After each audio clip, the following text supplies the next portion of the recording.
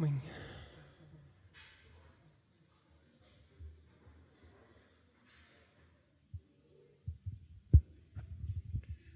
Dios los bendiga a todos. Vamos a continuar estudiando juntos los libros de Primera y Segunda de Reyes y Primera y Segunda de Crónicas. Y bueno, vamos a ver una historia interesante. A manera introductoria quisiera iniciar con Eclesiastés capítulo 10, verso 1. Dice la Biblia: las moscas muertas hacen heder y dar mal olor al perfume del perfumista, así una pequeña locura al que es estimado como sabio y honorable.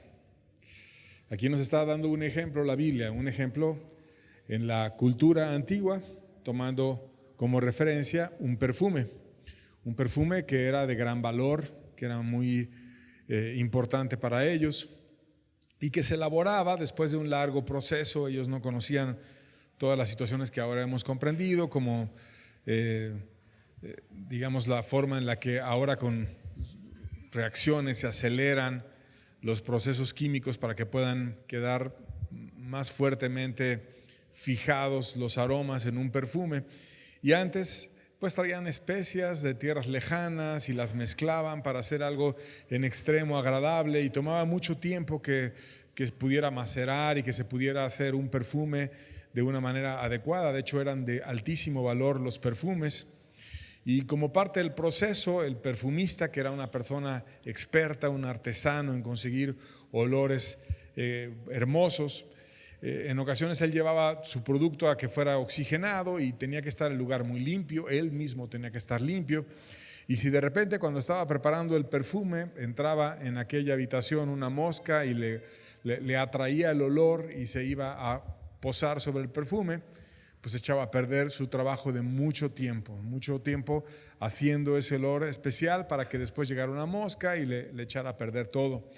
Y así dice la Biblia, tomando esa referencia antigua de cómo se hacían los perfumes, que los seres humanos podemos llegar a tener un perfume exquisito, podemos tener una vida muy agradable a Dios, podemos tener algo que sea de referencia, que sea un aroma agradable a Dios y al prójimo también, y que de repente, como una mosca que llega sobre el perfume y lo echa a perder, llega una pequeña locura y a ese que es estimado como sabio y honorable venga a echar a perder muchas cosas buenas en su vida.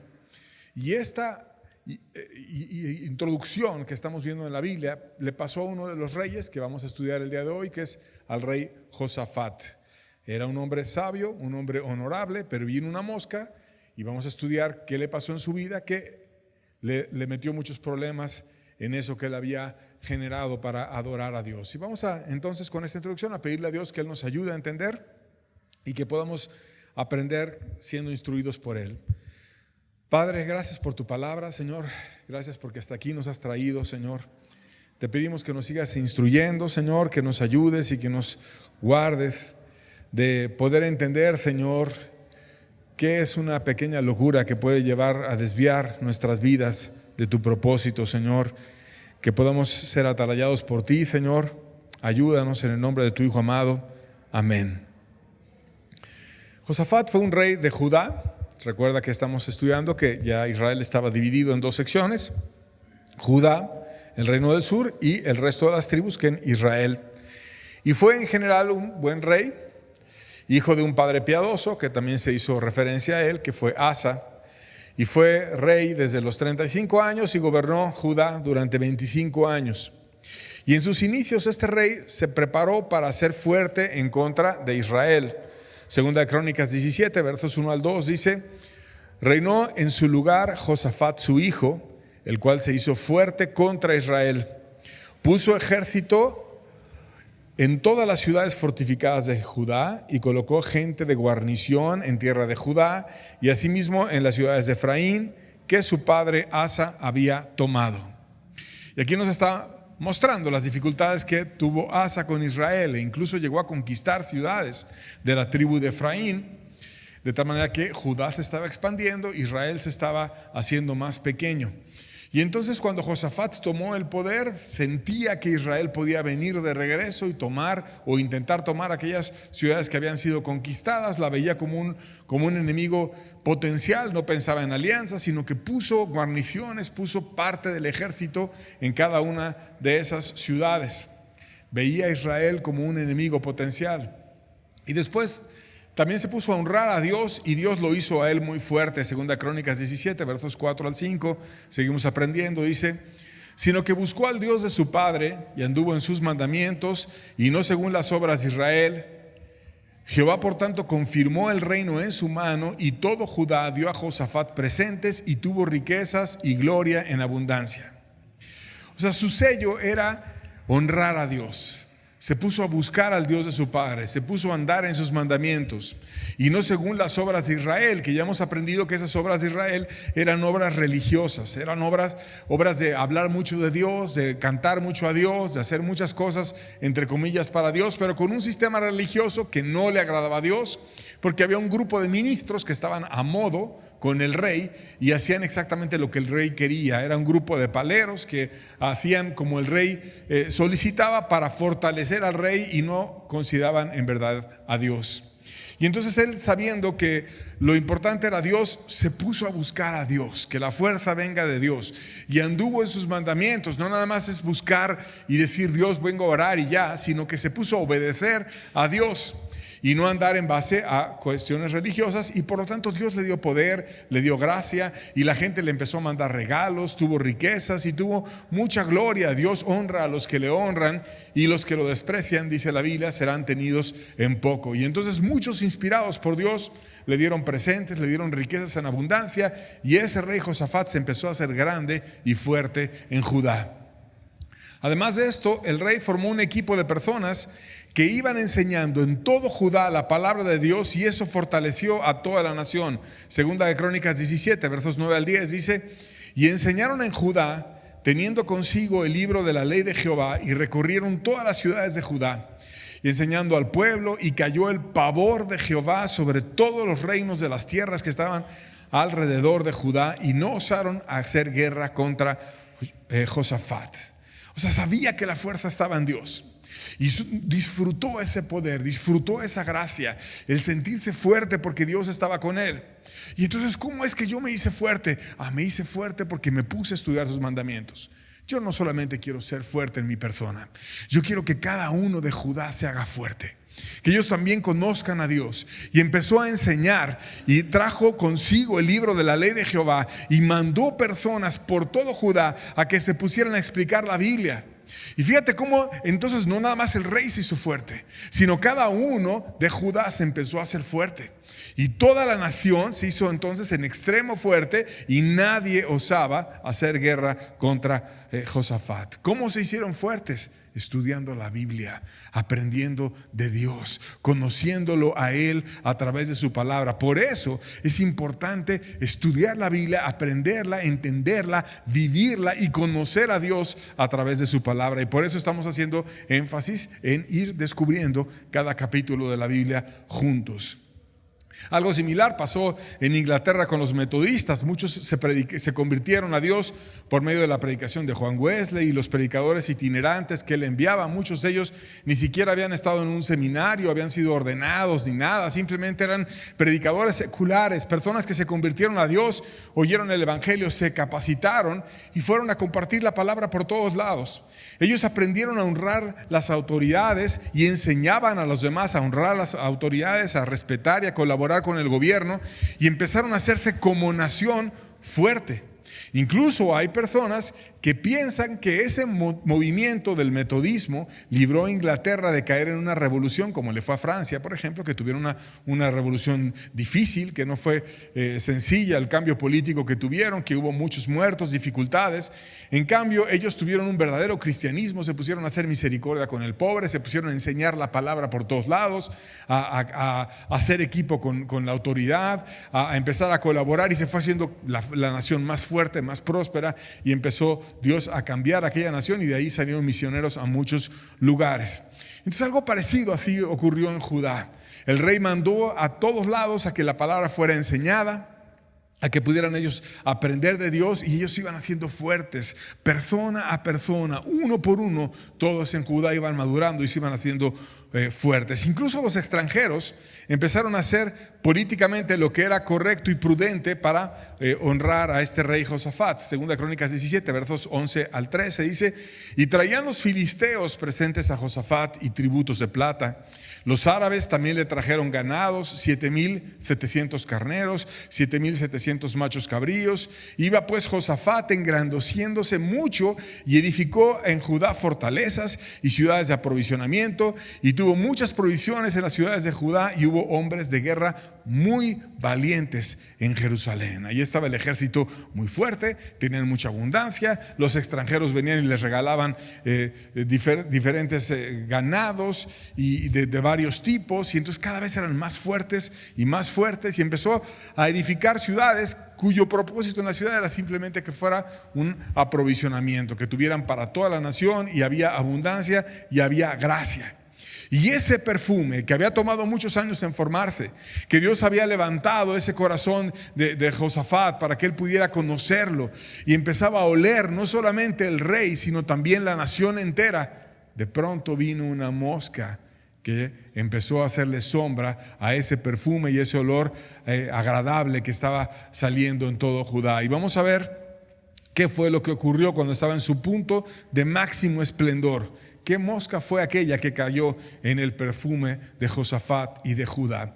Segunda Crónicas 18, verso 1 dice: tenía pues Josafat riquezas y gloria en abundancia, y contrajo parentesco con Acab. Recuerda que Acab era rey de Israel. Ese Acab ya hemos aprendido de él, y cómo resistía a Elías, cómo trajo a los falsos profetas de Baal, de Acera, cómo contendía y cómo había tenido muchas oportunidades, pero no se había rendido a Dios. Y entonces Josafat empezó a hacer parentesco con el rey de Israel. O sea, siendo un cristiano que tenía un corazón fervoroso, que amaba a Dios, que estaba sembrando el amor a Dios en toda la nación, en Judá, fue y se unió con los religiosos de Israel para empezar a tener una intimidad en su familia. Josafat casó a su hijo con Atalía. Atalía era hija de Acab y de Jezabel. Y más adelante vamos a ver que esa Atalía era un verdadero demonio. ¿Qué necesidad tenía Josafat de traer a esos ciegos a emparentar con su propia familia y a meterlos a su propio país? Ellos habían resistido a los profetas, ellos habían tenido oportunidades de volverse a Dios y no las habían aprovechado. Ellos habían asesinado a Nabot y habían asesinado a cientos de profetas, también en la época de Elías, a tal grado que Elías llegó a sentirse que era el único en todo Israel que hablaba la verdad. Y incluso fue tal la cercanía que se empezó a dar entre ellos que le pusieron nombres a sus hijos similares. Por ejemplo, hay un Joram de Israel y hay un Joram de Judá. ¿Y tú cómo le vas a poner a tu hijo? No, pues como le puso mi compadre, el rey de al lado. Y empezaron a llamar a sus hijos similares. Hay un Ocosías en Israel, hay un Ocosías en Judá, que fue hijo de Joram y de Atalía. Entonces ya las familias empezaban a nombrar hijos de manera similar. Y pasaron muchas cosas cuando te vas adelante en la historia. Ocosías, rey de Judá, tuvo un reinado que duró bien poco, precisamente por andar con su compadre Joram, rey de Israel. Y Jehú llegó y los atacó a los dos, y lo vamos a estudiar más adelante. Solamente estoy dando un preámbulo de las dificultades que trajo a Judá el haber metido esa mosca en el perfume. Y también más adelante veremos cuánto daño hizo esa Atalía en Judá. Se hizo a sí misma reina y quiso exterminar la descendencia de David para quedarse con el trono para siempre y para empoderarse. Entonces no es cualquier cosa cuando una mosca vino a echar a perder el perfume del perfumista. Era mejor espantarla, era mejor no recibirla, era mejor no unirse con ella, sino que Josafat no fue celoso, no fue cuidadoso y dejó entrar esa mezcla de la verdadera fe con la religiosidad en su familia, y después se hizo un desastre. Vamos a estudiar 2 Crónicas 18, versos 2 al 3, para ver cómo cuando ya estaba esa relación, Josafat fue a visitar a Acab, a Israel, y aprovechó Acab para hacer una invitación a una guerra. Segunda Crónicas 18, versos 2 al 3 dice: y después de algunos años descendió a Samaria para visitar a Acab, por lo que mató a Acab muchas ovejas y bueyes para él y para la gente que con él venía, y le persuadió que fuese con él contra Ramot de Galad. Y dijo Acab, rey de Israel, a Josafat, rey de Judá: ¿quieres venir conmigo contra Ramot de Galad? Y él respondió: yo soy como tú y mi pueblo como tu pueblo, iremos contigo a la guerra. Ahí estaba Josafat visitando a su consuegro, y Acab lo trata como una celebridad. De hecho, Judá era muy poderoso, tenía hombres muy fuertes, tenía un ejército muy poderoso. Israel era más débil y le convenía empezar a tratar como alguien importante a Josafat. Y entonces mata a muchos animales para tratarlo bien con el séquito que iba. Lo tratan de una manera especial, y ya que estaba muy bien tratado, le presenta algo, que es sacarle un favor. Lo invita a una guerra, y a una guerra contra Siria. Y ya estudiamos que antes Dios le había dado a Acab la victoria, en una victoria que fue totalmente divina, algo que tenía un ejército pequeñito, como 2 rebañuelos de cabras, así pequeñito, y Dios fue y lo visitó y le dio la victoria.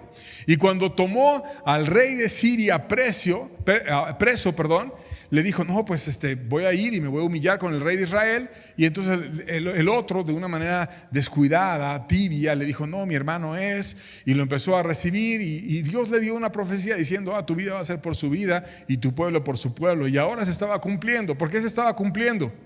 Porque Ramot de Galad era una tierra que antes era de los israelitas, pero después vino Siria y la conquistó. Entonces ese rey que él dejó ir de regreso a Siria se hizo fuerte y empezó a conquistar un pedazo de Israel, que era Ramot de Galad, y ahora él lo quería regresar a Israel. Y entonces, como no tenía la fuerza ya para enfrentar a los sirios, y como tampoco quería humillarse con Dios, porque lo que debió de haber hecho Acab es decir: yo hice mal, yo pequé, yo debí de haber anulado a ese rey enemigo, yo debí de haber buscado a Dios. Dios ha sido muy bueno y me dio 2 victorias enormes, pero no las aproveché, y entonces voy a empezar a buscar a Dios. Pero en vez de hacer eso, porque era soberbio y no le gustaba aceptar las cosas que debe de hacer el humilde, que es reconocer las faltas y pedir perdón, lo que hizo entonces es hacer como un plan maquiavélico para traer a Judá, que era fuerte. Le mata un montón de animales, empiezo a hacer alianza con él para que Judá, que es fuerte, me apoye a ir a pelear en contra de los sirios. Y es lo que estamos viendo así en contexto. Josafat, cuando estaba con esa invitación a la guerra, trató de hacer una búsqueda de Dios de una forma mezclada con Acab. O sea, el creyente y el que adoraba a Dios quería mezclarse con el religioso para poder oír la palabra de Dios. Segunda Crónicas 18, versos 4 al 5, dice: además dijo Josafat, rey de Israel: te ruego que consultes hoy palabra de Jehová. Entonces el rey de Israel reunió a 400 profetas y les preguntó: ¿iremos a la guerra contra Ramot de Galad o me quedaré quieto? Y ellos dijeron: sube, porque Dios lo entregará en la mano del rey. Entonces estaban ellos ahí diciendo: vamos a la guerra o no vamos a la guerra. Y le dice Josafat, que era el creyente, a Acab, que era el religioso: vamos a buscar la palabra de Dios. ¿Quieres la palabra de Dios? Y entonces, como quería él demostrar que adoraba mucho a Jehová, trae 400 profetas de Jehová. Y empiezan ahí a oír qué es lo que aquellos profetas querían decir. Antes ellos tenían falsos profetas de Acera y de Baal, de 400 de un tipo, 450 de otro tipo, pero ahora tenía 400 profetas, entre comillas, de Jehová. Recuerda que en Israel lo que había era una religión a modo, una religión manipulada por el rey. Eran pagados por el rey, y el rey les daba instrucciones a esos sacerdotes, y ellos dirigían a la nación como quería el rey. Y como Acab era un rey soberbio, los soberbios les gusta manipular a personas para que les estén diciendo que sí a todo, y para que les estén aplaudiendo a todo lo que ellos hacen. Entonces les gusta andar ahí presionando para que les vayan aplaudiendo, para que les vayan diciendo detrás, y los demás, que son finalmente pagados por el rey, pues van haciendo lo que el rey quiere oír. Y sabiendo que el rey lo que quería era ir a la guerra y que quería presionar al de Judá para que fuera a la guerra y que ahora el de Judá había dicho que se invocara a Dios, entonces ellos empiezan a decir exactamente lo que el rey quería oír. Y le pregunta: ¿iremos a la guerra contra Ramón de Galad o me quedaré quieto? Y entonces empiezan los falsos profetas: sube porque Dios te la va a entregar en mano del rey. Y eso es algo que se da mucho en la religión, que es la hipocresía.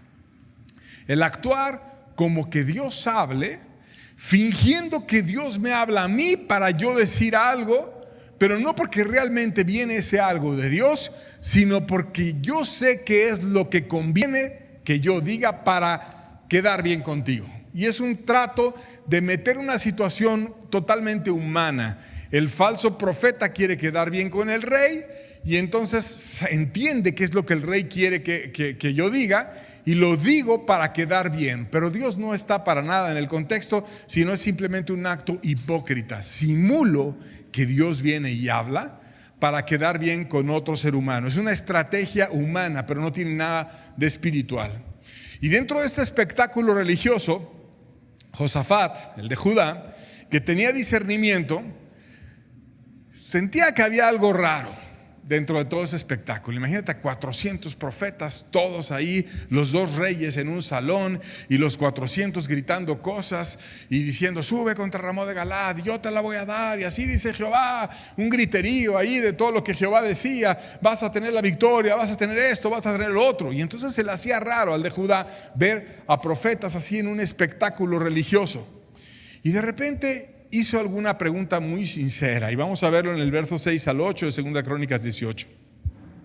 Pero Josafat dijo: ¿hay aún aquí algún profeta de Jehová para que por medio de él preguntemos?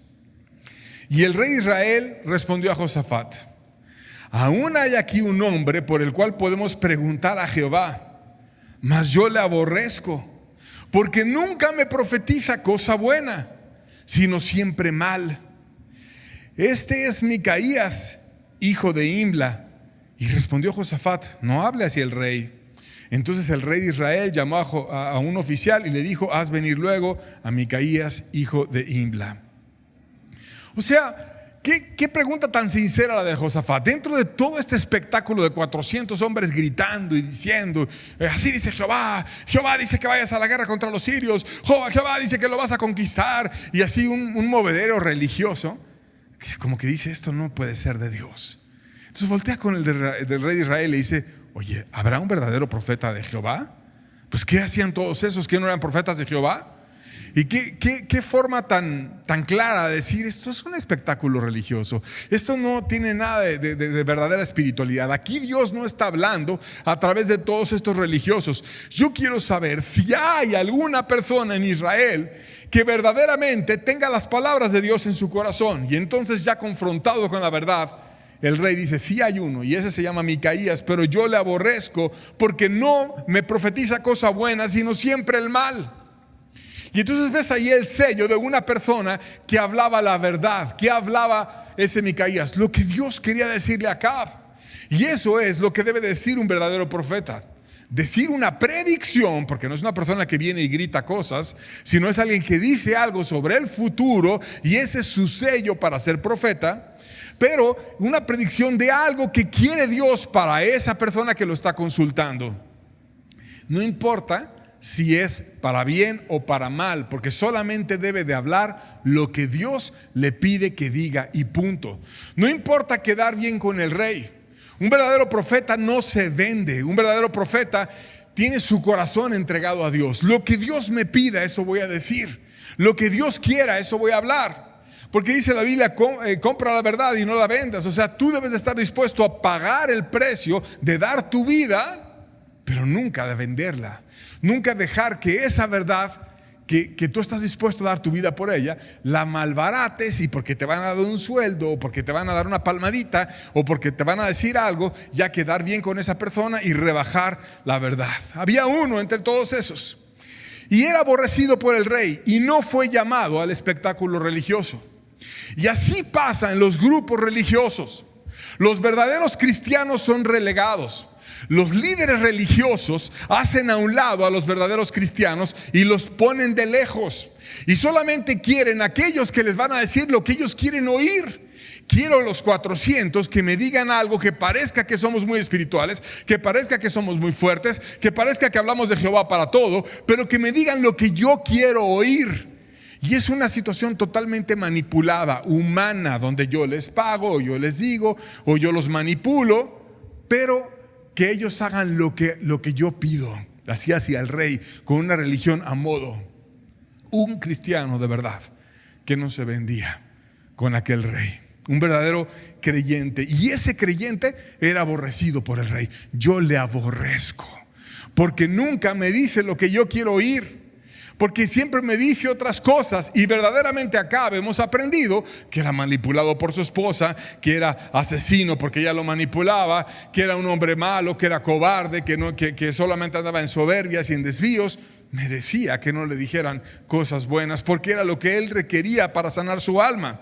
Pero en vez de aprovechar esas perlas que le daba Micaía, lo aborrecía por completo. Pero el que abre las puertas no es el rey. El que abre las puertas es Dios. Y ese verdadero cristiano que había hablado la verdad al rey, de repente Dios le abre una puerta. Y además, por medio del otro rey, el de Judá, exhorta al perverso de Israel y le dice: no hable el rey así, como diciendo: ¿por qué hablas así de un verdadero profeta? ¿Por qué hablas así de un hombre? Vamos a oírlo, vamos a ver qué tiene él que decir. Y lo manda a llamar. Y entonces ahora ese Micaía, que había sido fiel en predicarle a un rey, ahora le iba a decir a dos reyes. Y no solamente al rey Acab, sino ahora al rey de Josafat, pero a Josafat que venía con todo un séquito a verlo de Judá. E iba a hablar la palabra para dos reinos, porque había sido fiel en decirla para un rey primero. Y entonces cuando fueron por Micaía, empezaron los falsos profetas a hacer una fiesta de manipulaciones y a tratar de manipular al verdadero profeta. Y esto siempre se hace en las religiones. Buscan manipular al que se está parando por Dios a través del miedo, a través de que somos muchos, a través de que no puedes estar tú contra todos, y buscan hacer que te hagas como ellos. Segunda Crónicas 18, versos 10 al 12, vamos a ver ahí el festival de manipulaciones. Y Sedequías, hijo de Kenana, se había hecho unos cuernos de hierro y decía: así ha dicho Jehová, con estos acornearás a los sirios hasta destruirlos por completo. De esta manera profetizaban también todos los profetas, diciendo: sube contra Ramot de Galad y serás prosperado, porque Jehová la entregará en mano del rey. Y el mensajero que había ido a llamar a Micaías le habló diciendo: he aquí las palabras de los profetas, a una voz anuncian al rey cosas buenas. Yo pues te ruego que tu palabra sea como la de uno de ellos y que hables bien. Fíjate cómo era un espectáculo religioso deplorable. Ese hombre Sedequías, un perverso, haciendo payasadas con unos cuernos de hierro y poniéndose los cuernos y diciendo: así ha dicho Jehová, tú vas a destruir a los sirios con estos cuernos por completo. ¿Qué cosa tan absurda? ¿Cómo le gusta a los falsos profetas andar inventando artilugios y cositas y con estos cuernos y cosas especiales y artículos mágicos para que por medio de estos artículos venga la gracia de Dios, como si Dios necesitara amuletos, y Dios no necesita amuletos de nadie? Pero ese hombre estaba lleno de soberbia y todos empezaban a decir: sube y serás prosperado. O sea, la prosperidad económica y no la espiritual es lo que es importante en los grupos religiosos. ¿Qué les importa? Que no falte el dinero. No les importa tu alma. Si dejas de ir, les importa que no dejes tú de dar tu diezmo. Y si te citan es: ay, hermano, ¿por qué no has dado tu diezmo? Vamos a vernos en un café o en algún lugar para que tú me des tu diezmo. Y además les gusta que se lo des en la mano.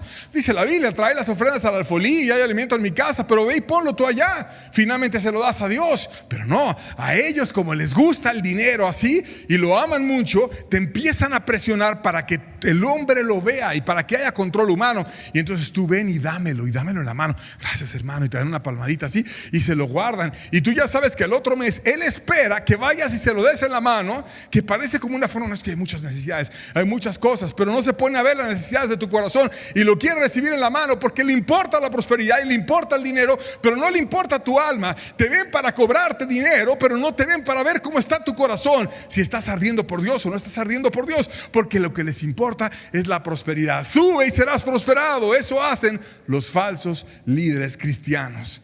No hay reunión en la que no se ore por el diezmo, por la ofrenda, pero no hay quebrantamiento por las naciones perdidas. No hay misioneros que vayan a otro lugar. No hay carga verdadera por el reino, por los niños, por los ancianos, por otras personas que están necesitadas.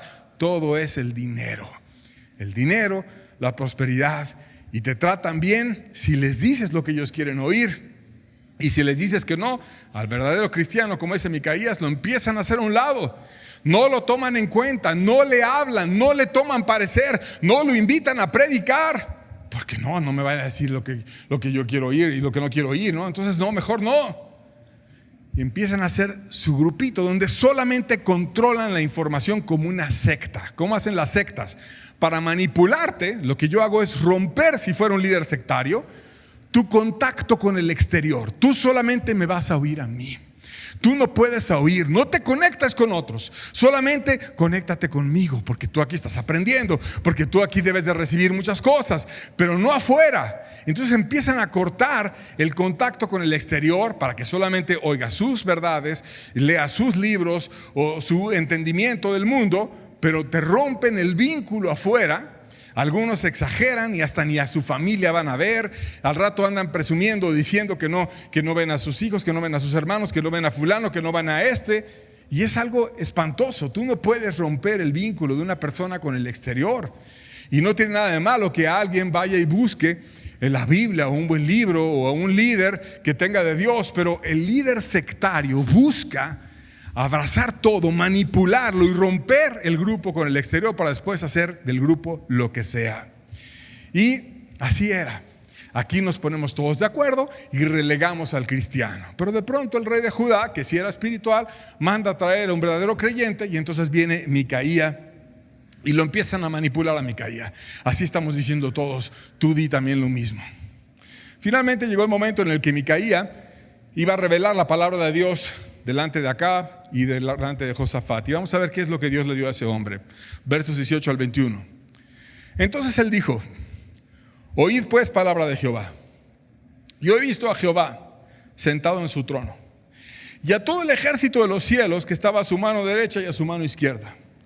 Y Jehová preguntó: ¿quién inducirá a Acab, rey de Israel, para que suba y caiga en Ramot de Galaad? Y uno decía así, y otro decía de otra manera.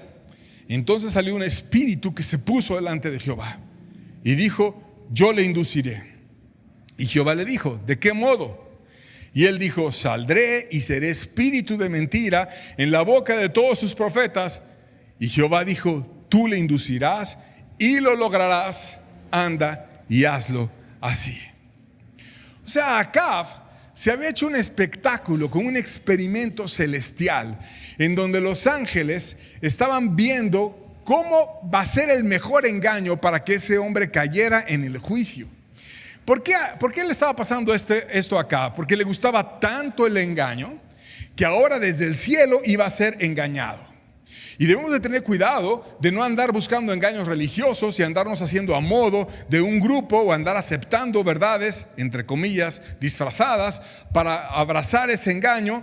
No sea que Dios venga y nos envíe un engaño religioso. Tanto te gusta el engaño que siempre te andas justificando que precisamente te gusta ser engañado. Ahora te voy a dar un engaño del cielo mismo para que te lo creas y caigas en el engaño y después termines muy mal.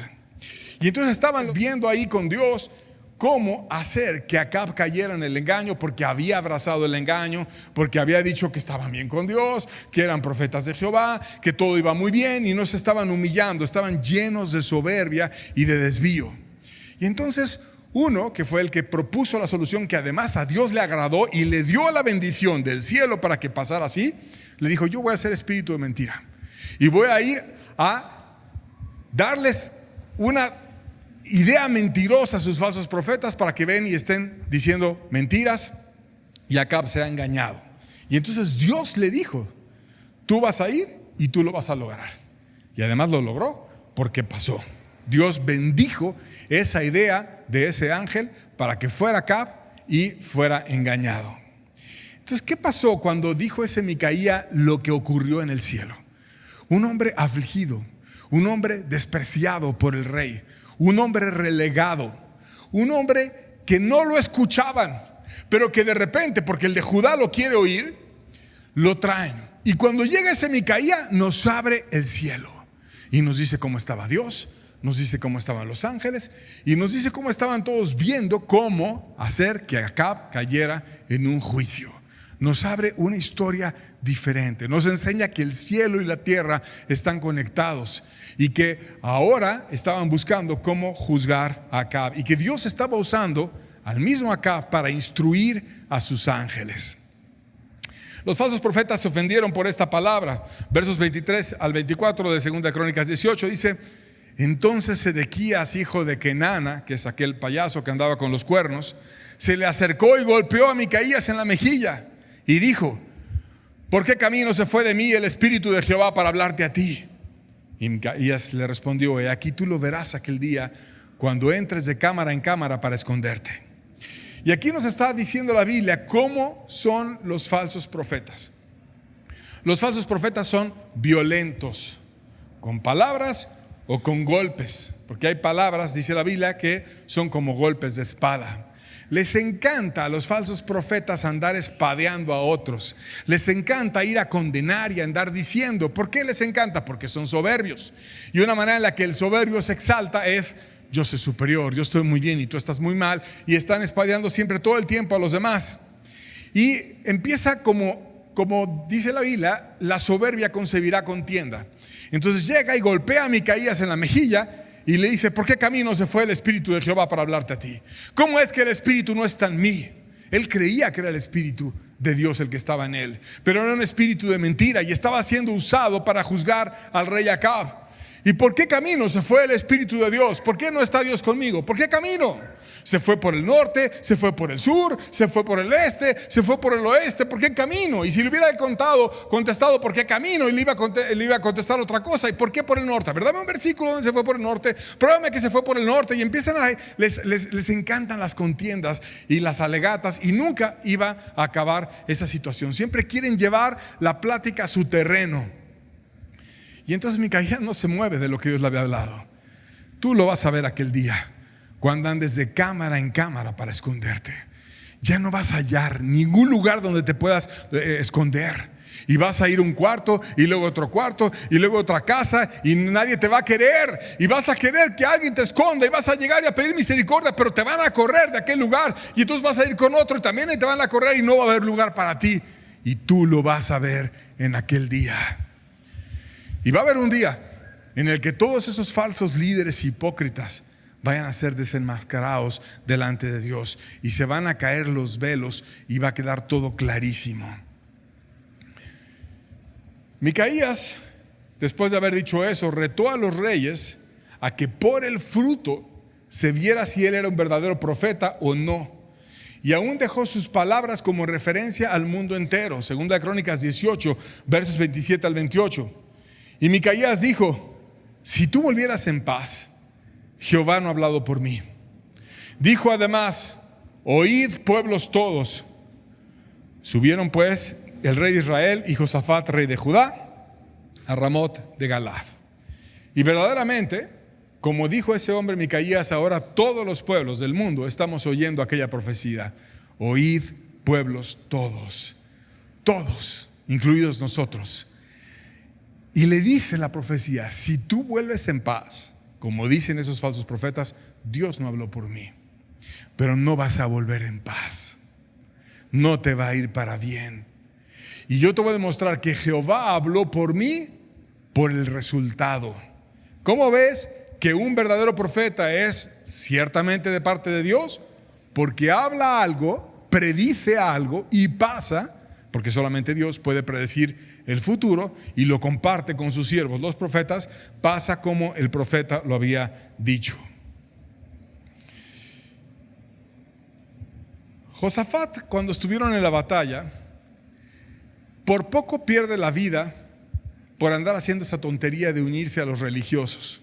Segunda Crónicas 18, versos 29 al 31. Dice: y dijo el rey de Israel a Josafat: yo me disfrazaré para entrar en la batalla, pero tú vístete con tus ropas reales.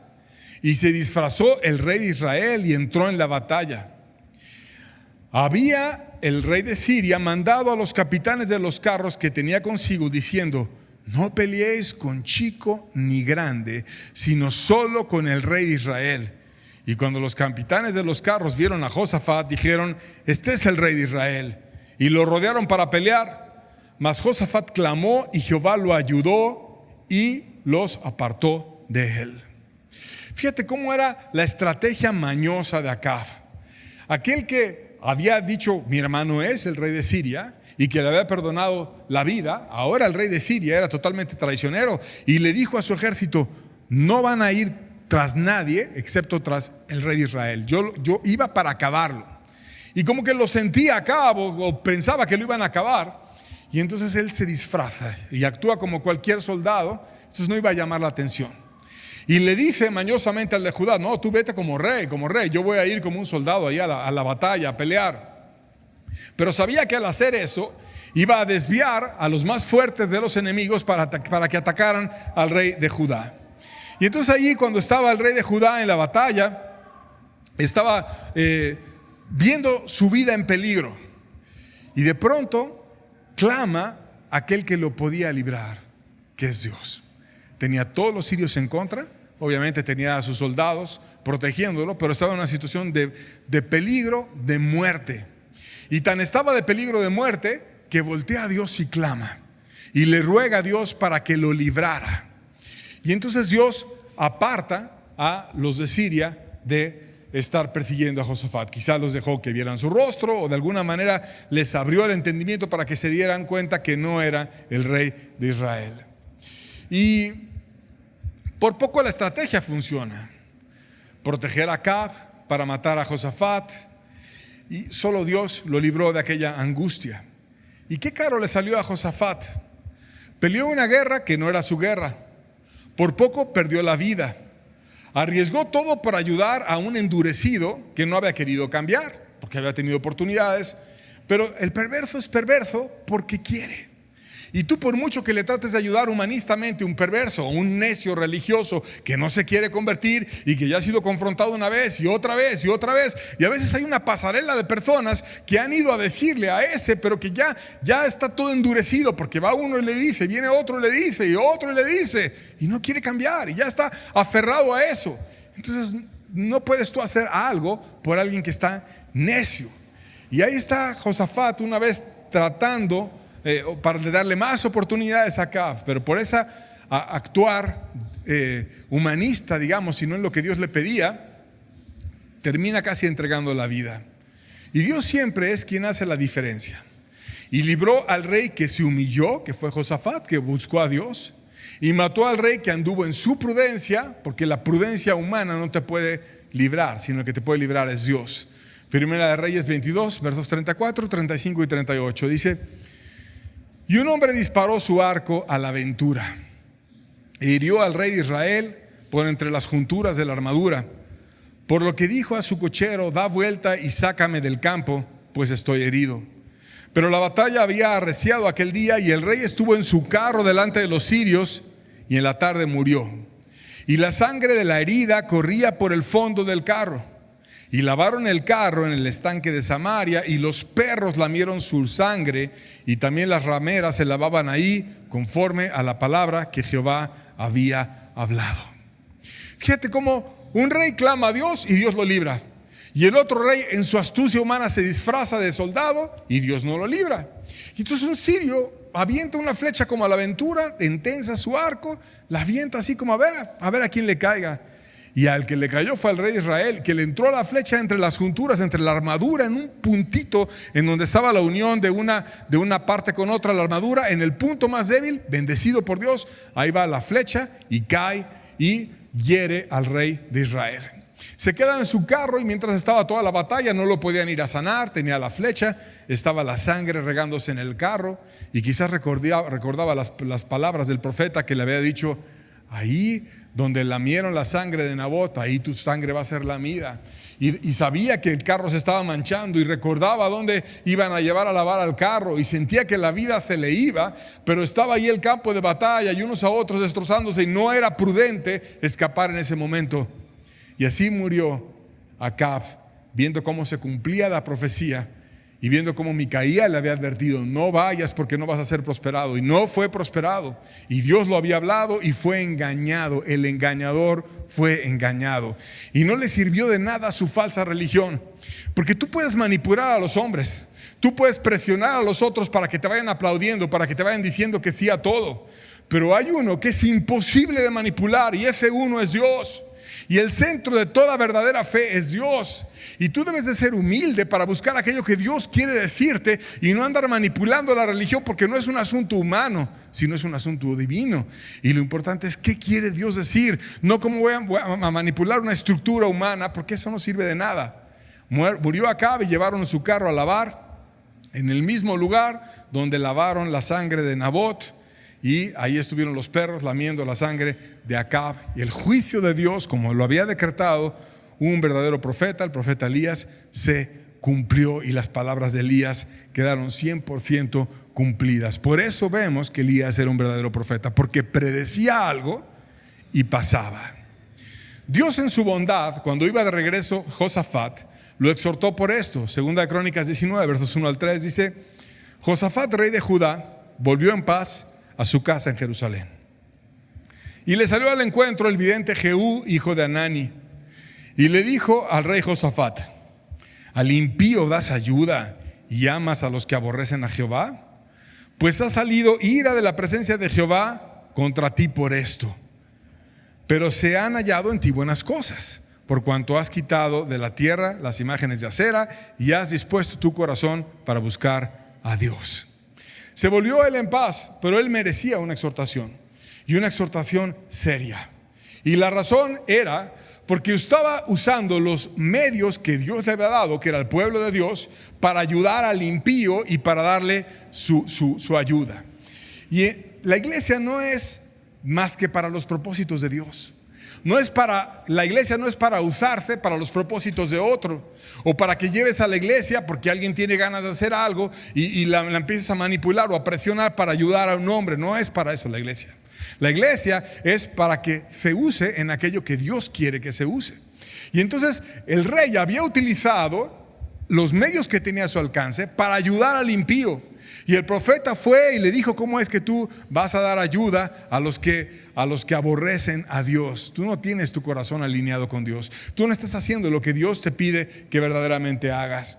Y la consecuencia es que ira ha salido de la presencia de Dios por esto. O sea, Dios está molesto contigo porque no has usado los medios que Dios te ha dado para que puedas tú arreglar las cosas como yo lo pido.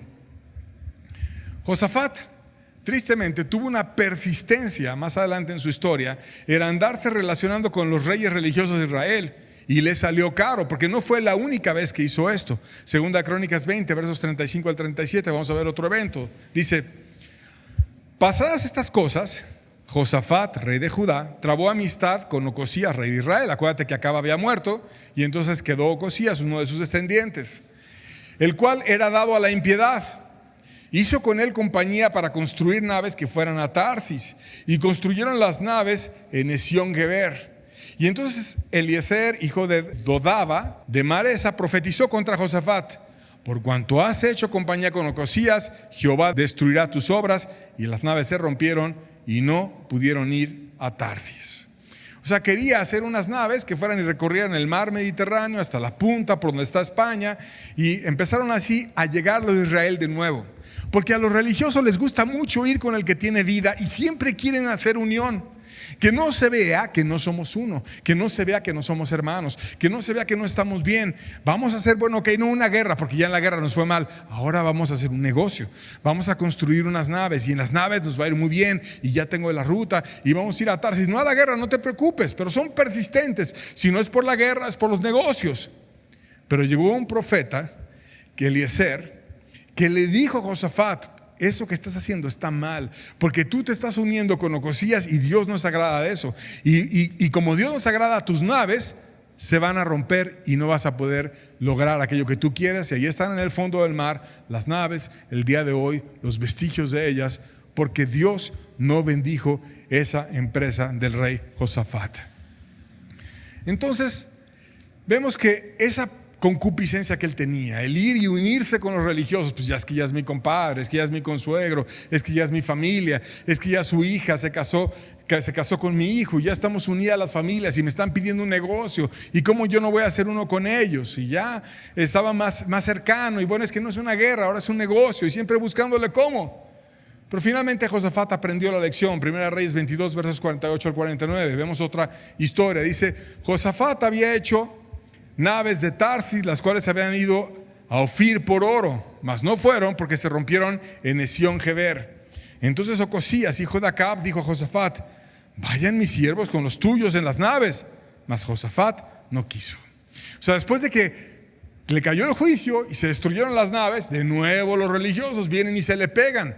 Oye, nos fue mal con las naves, pero vamos a recogerlas, vamos a ver qué podemos salvar, vamos a ver si podemos encontrar algo de las naves, o a ver si está rescatable algo. Pero Josafat no quiso.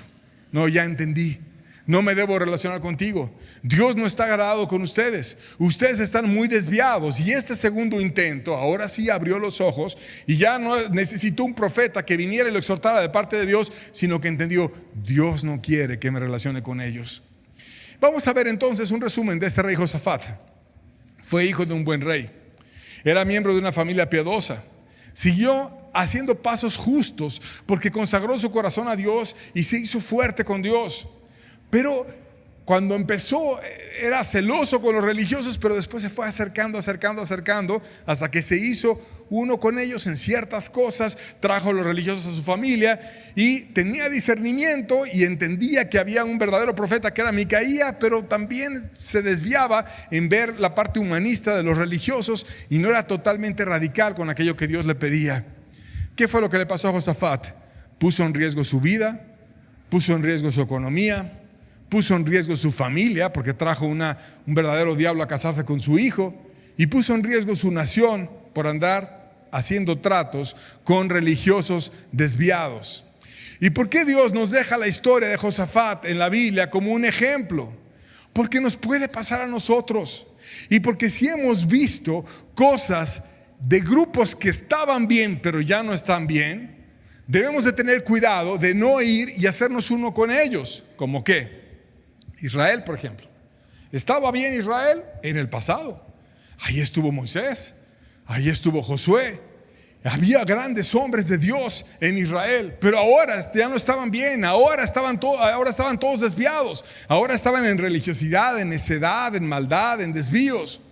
Por tanto, Dios no quería que se hiciera uno Judá, que era el que estaba correcto, con Israel, porque un poco de levadura leuda toda la masa. Y si nosotros, con aquellos que dicen caminar con Dios, pero que andan en hipocresía, o andan en desvíos, o andan en maldad, que algún día estuvieron bien y que algún día predicaron la palabra bien, pero que ahora ya no están bien, eso ya fue el pasado, ahora ya tomaron sus propias decisiones, se han caído en necedad, en desvíos, descarados. Vamos y nos hacemos uno con ellos, vamos a terminar con riesgos de perder tu vida, con riesgos de pelear batallas que no eran necesarias ni pedidas por Dios, con riesgos de prestar oídos a líderes falsos o paleros, como eran esos falsos profetas que te trataban de manipular y presionar, con riesgos como de perder tu dinero, como el que invirtió en la batalla, o como el que invirtió en su flota de barcos que terminaron hundidos, y de traer gente a tu familia que termine poniéndote en grandes desvíos, como ocurrió tristemente con el hijo de Josafat, que fue contaminado por Atalía y que no solamente dañó a la familia del rey, sino a la nación entera. Ten cuidado de las falsas uniones. Ten certeza de que estés cerca de Dios y celoso de aquello que Dios quiere que tú estés celoso. Dios nos enseña a no tener uniones falsas que no te llevan a nada. Segunda de Corintios 6, versos 14 al 15, dice la Biblia: no os unáis en yugo desigual con los incrédulos. Porque ¿qué compañerismo tiene la justicia con la injusticia? ¿O qué comunión la luz con las tinieblas? ¿O qué concordancia tiene Cristo con Belial? ¿O qué parte el creyente con el incrédulo? O sea, Había un creyente, el rey de Judá. Había un falso creyente, un hipócrita, el rey de Israel. Y tuvieron una unión, pero no una unión verdadera, no una unión de corazón. Porque la unión verdadera la genera Dios. Porque Cristo dijo: Padre, que sean uno como tú y yo somos uno.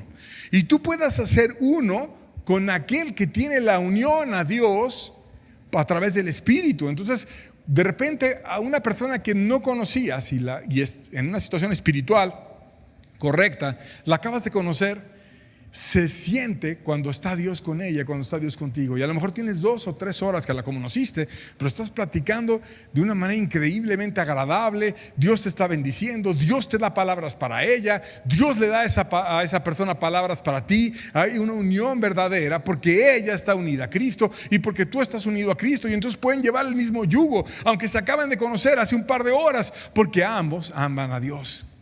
Pero si tú te haces compadre del otro, te haces cercano al otro, le das tu hijo a su hija y se empiezan a hacer en la carne las uniones, pero no en el corazón, esa unión no va a durar, esa unión se va a caer, esa unión van a terminar siendo moscas que lleguen a tu perfume y te echen a perder todo, como pasó con Josafat.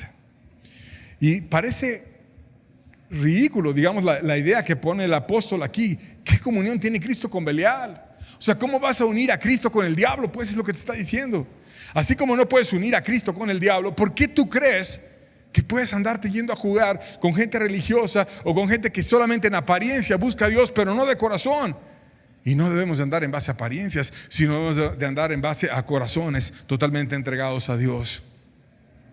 2 Corintios 6, versos 17 al 18, seguimos leyendo, dice: ¿y qué acuerdo hay entre el templo de Dios y los ídolos? Porque vosotros sois el templo del Dios viviente.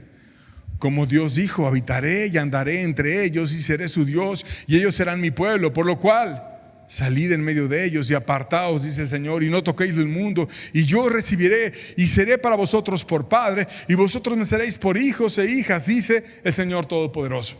O sea, si aún hay gente que está en esos grupos y que se da cuenta que están mal, pero todavía no te has hecho hijo de Dios, pero deseas volver y hacerte hijo de Dios, apártate de aquel lugar y ve y busca a Dios y dice: yo te voy a hacer a ti por padre, yo te voy a recibir por hijo, tú vas a ser mi hija, tú vas a ser instruido por mí, dice Dios Todopoderoso. Pero necesitas entender que Dios te anhela para Él y no andarte mezclando como ocurrieron esas mezclas en el libro de Reyes.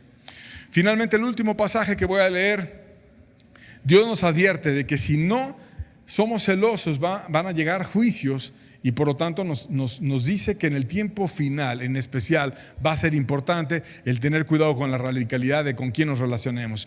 Apocalipsis 18, versos 2 al 4 dice: y clamó con voz potente diciendo: ha caído la gran Babilonia y se ha hecho habitación de demonios y guarida de todo espíritu inmundo y albergue de toda ave inmunda y aborrecible, porque todas las naciones han bebido del furor de su fornicación y los reyes de la tierra han fornicado con ella y los mercaderes de la tierra se han enriquecido de la potencia de sus deleites. Y oí otra vez la voz del cielo que decía: salid de ella, pueblo mío, para que no seáis partícipes de sus pecados y no recibáis parte de sus plagas. Y no está hablando la Biblia más que de grupos religiosos que se venden, que se prostituyen, es el ejemplo que te está diciendo.